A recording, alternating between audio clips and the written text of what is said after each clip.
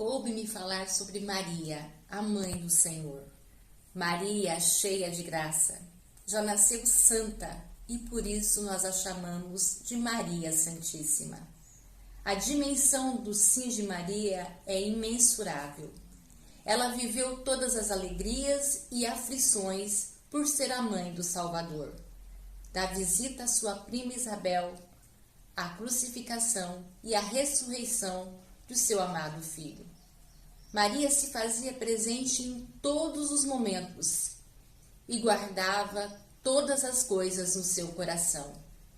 Torna-se nossa mãe por excelência, sendo nossa advogada, auxiliadora, protetora e medianeira.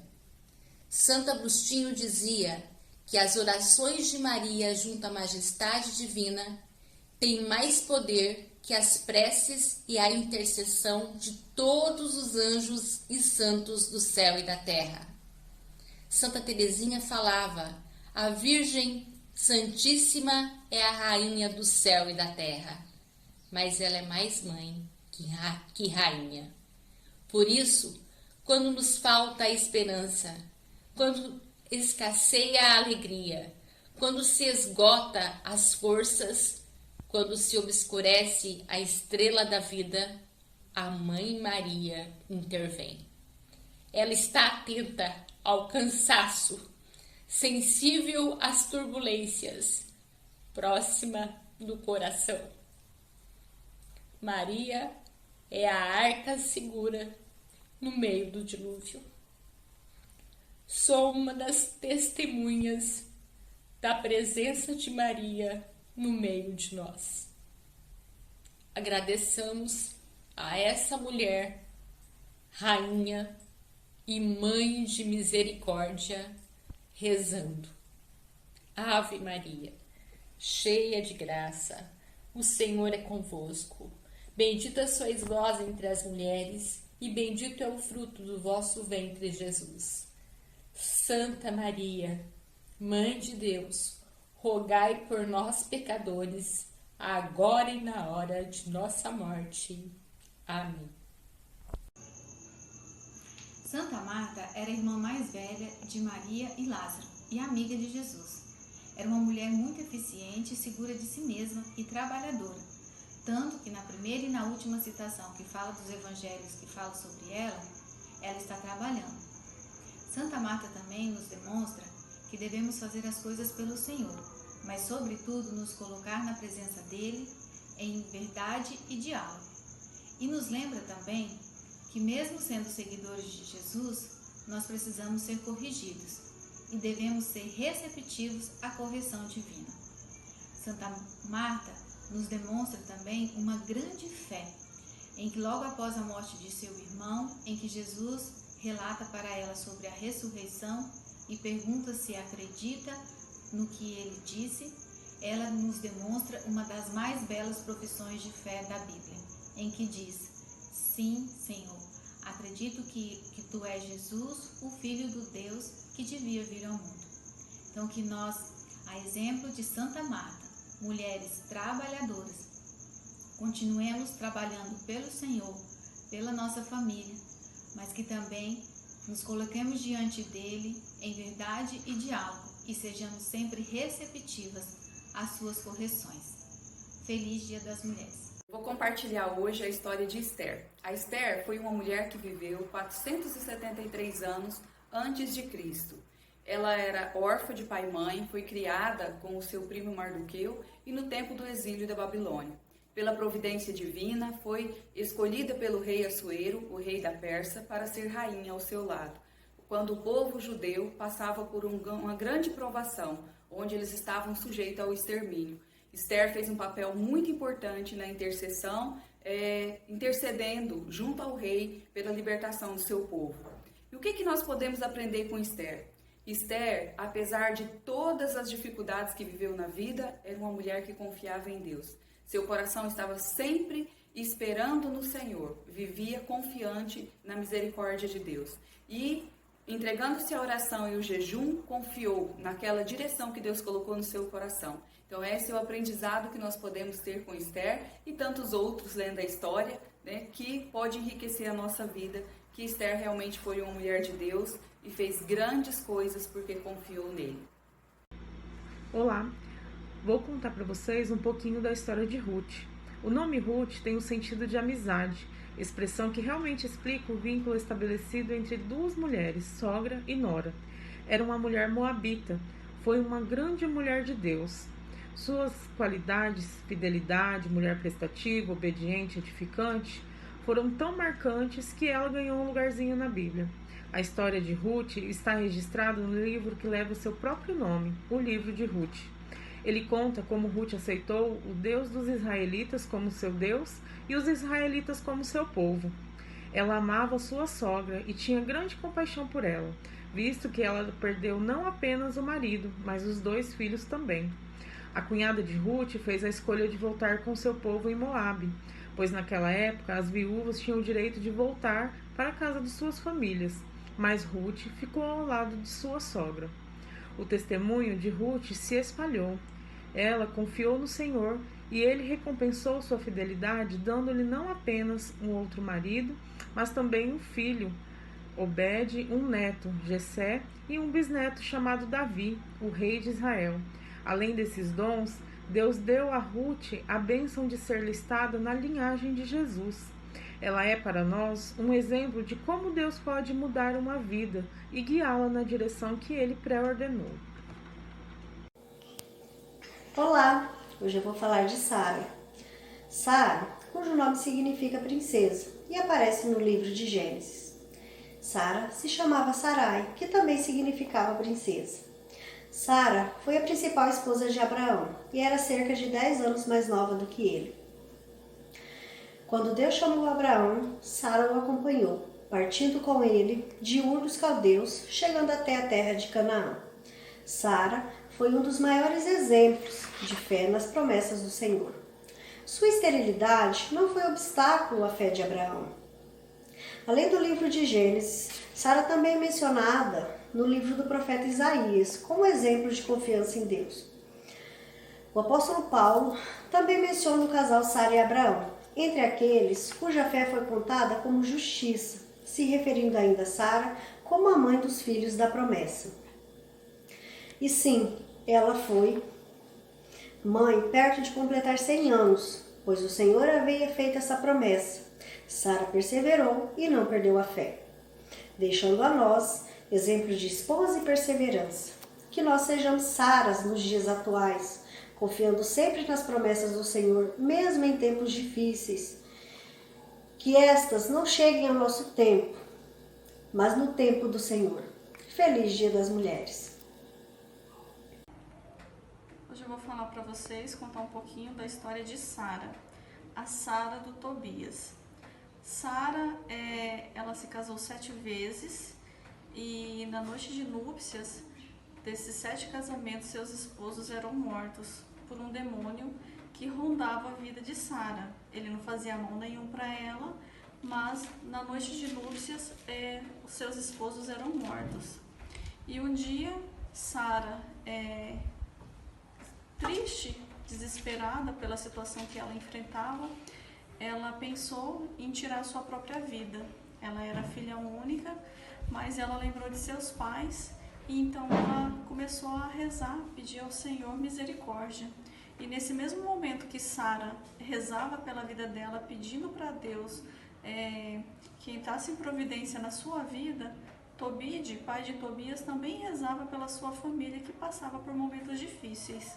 Então Deus resolveu atender ao pedido dos dois que suplicavam pela sua misericórdia naquele mesmo dia. E enviou o anjo Rafael para que olhasse pelos dois. Então Rafael levou Tobias à casa de Sara, apresentou Tobias a Sara e eles se casaram.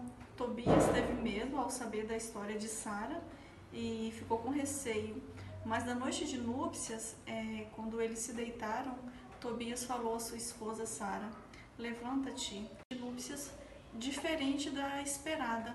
Eles começaram a rezar, a clamar a Deus pela vida dos dois, pedindo que Deus tivesse misericórdia deles e que pudesse abençoar aquela união, dando a eles uma família e que eles ficassem juntos até a velhice.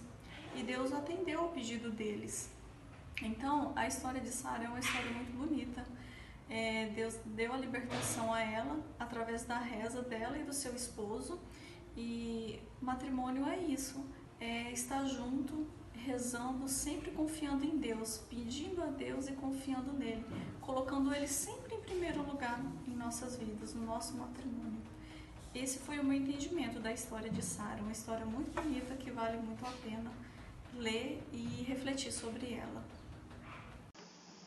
Irei falar de Débora, uma mulher importante da Bíblia, descrita no livro de Juízes. Ela viveu aproximadamente nos anos de 1125 a.C., num tempo em que o povo tinha esquecido de Deus. Débora era uma mulher sábia, uma ótima mediadora e conselheira, sendo considerada a mãe de Israel. Ela foi uma juíza no tempo que as mulheres nem eram contadas, mas iluminada por Deus utilizou seus talentos para servi-lo. Ela era casada com Lapidote, que apoiava sua missão, aconselhar diversas tribos de Israel. Quando se viram oprimidos por Sísera, o capitão do exército de Jabim, os israelitas apelaram para Débora. Ela sabia que precisava delegar funções e chamou Baraque para liderar esta guerra. Mas ele disse que só iria se ela também fosse. Ela então concordou, não se acovardou, mas disse que a honra da vitória não seria dele, e seria dada a uma mulher. Débora, ela nos ensina diversas coisas, dentre elas, em que devemos primeiramente ter temor a Deus, ouvir a voz de Deus e tudo o que ele prometeu. Assim como ele prometeu uma vitória esmagadora, assim aconteceu. Devemos entender que as batalhas dadas na vida, em cada luta é um aprendizado. E temos que aprender também a sermos mulheres destemidas para poder priorizar o nosso papel enquanto cristã junto a Deus e enquanto nossa família. Feliz Dia das Mulheres. Eu vou falar sobre Miriam, a irmã de Moisés. Miriam, desde muito pequena, ela era muito corajosa. Ela ficou o tempo todo cuidando de Moisés, enquanto ele estava ali no cesto, entre os juncos, à margem do rio Nilo. Ela de longe ficou cuidando do irmão, até que a princesa o encontrou. E Miriam se aproximou e perguntou se a princesa queria que ela encontrasse uma hebreia que pudesse amamentar e cuidar do bebê. E ela disse que sim, que ela poderia trazer uma hebreia, e ela trouxe a sua mãe para cuidar de Moisés. Quando Moisés voltou para o Egito para libertar o povo da escravidão, ela sempre estava do lado. Ela era uma grande líder, a líder das mulheres, da oração, do louvor. Ela tocava, ela cantava, ela tinha muita fé. Só que ela cometeu um erro. Ela não acreditou, ela não estava satisfeita com a liderança de Moisés, e Deus a castigou. Ela teve lepra e ficou isolada por 7 dias. Moisés intercedeu por ela e Deus a curou e a perdoou. Essa mulher nos ensina muito como sermos corajosas, termos fé, sermos boa influência para os nossos filhos, nossos familiares e a comunidade. Vamos falar um pouquinho sobre Isabel. Isabel, a mulher da Bíblia, prima de Maria, mãe de João Batista, esposa de Zacarias. Isabel, muito sábia, uma senhora idosa, uma confiança em Deus inabalável. Confiou em Deus, era estéril, até que ela teve o filho que ela tanto sonhava. Ficando grávida, ela recebeu a visita de sua prima, Maria.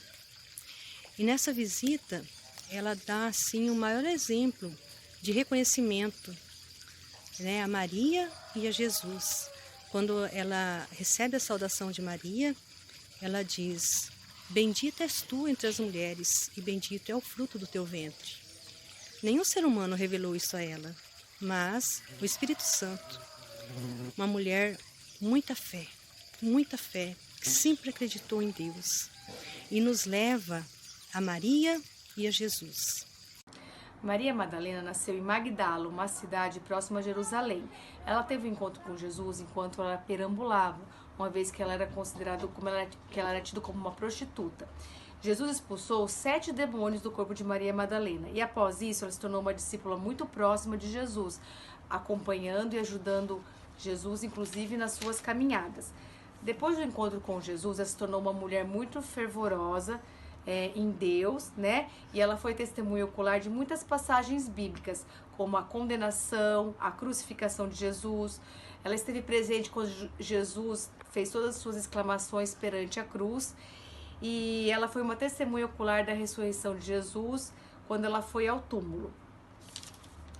Ela enfrentou muitas barreiras que ela teve naquela época, né? E nunca desistiu. Ela teve fé, coragem, e isso deve ser inspirado nas mulheres de hoje, porque ela sempre foi um grande exemplo de mulher cristã, politicamente correta e certa, e isso transmite grande admiração nas mulheres nos dias de hoje. Irei falar sobre a história de Judite. Judite era uma mulher admirável, corajosa, que sai em defesa do seu povo oprimido, e o próprio povo que renova sua força e fé. A história acontece pelo ano 200 a.C. O general da Síria, ele resolve invadir Israel, que era um país pequeno e fraco. Diante dessa situação terrível, Judite coloca-se em oração a Deus. Em oração, ela teve uma ideia. Ela arrumou-se toda com roupas belas e sensuais. E à noite ela foi até a tenda do general. O general ficou encantado por sua beleza, que improvisou uma festa com muitas bebidas. O general bebeu tanto que dormiu. E Judite aproveita e corta sua cabeça. Vendo isso, o exército, ao ver seu general morto, entraram em pânico e fogem. Então, o que o livro de Judite nos diz? Que para vencer as pelejas da vida, não basta nossa força e nosso vigor. É preciso contar com a força de Deus.